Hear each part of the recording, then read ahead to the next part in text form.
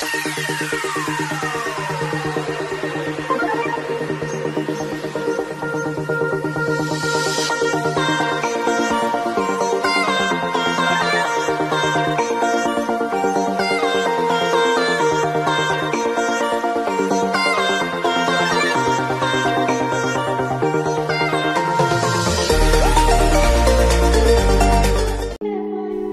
everyone! I'm Teacher Margie.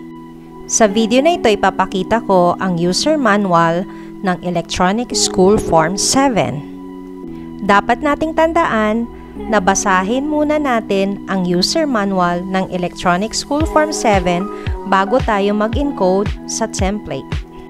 Para mas maunawaang mabuti ang mga gagawin at ma-encode ng tama ang mga kailangan.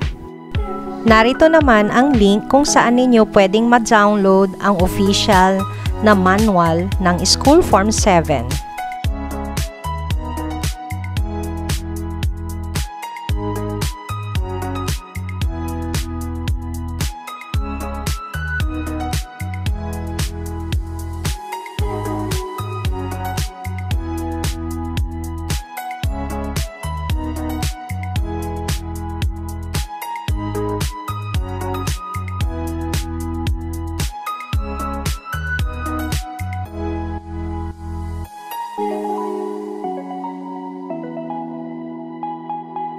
Sa bagong SF7, merong mga tinanggal, binago, at idinagdag sa form.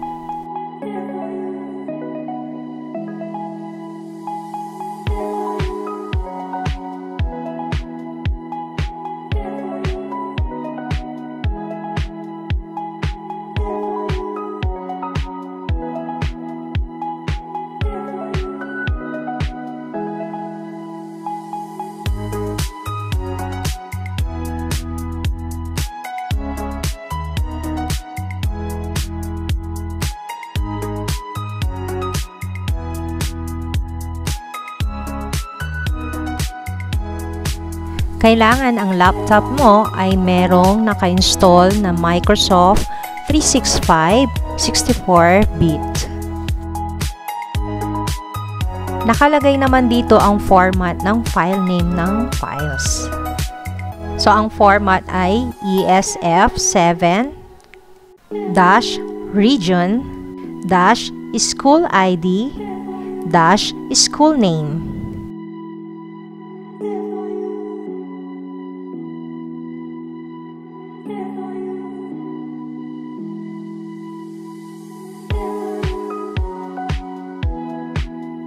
Kapag bubuksan natin ang file, meron siyang lalabas na yellow sa taas. So, i-click nyo lamang yon, Enable Content.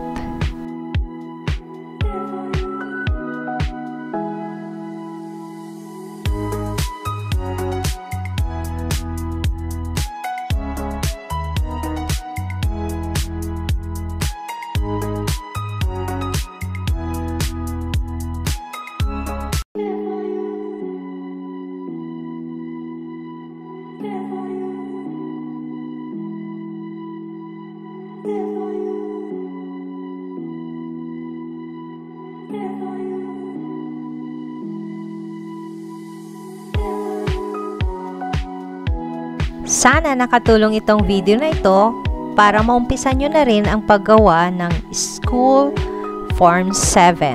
Maraming salamat!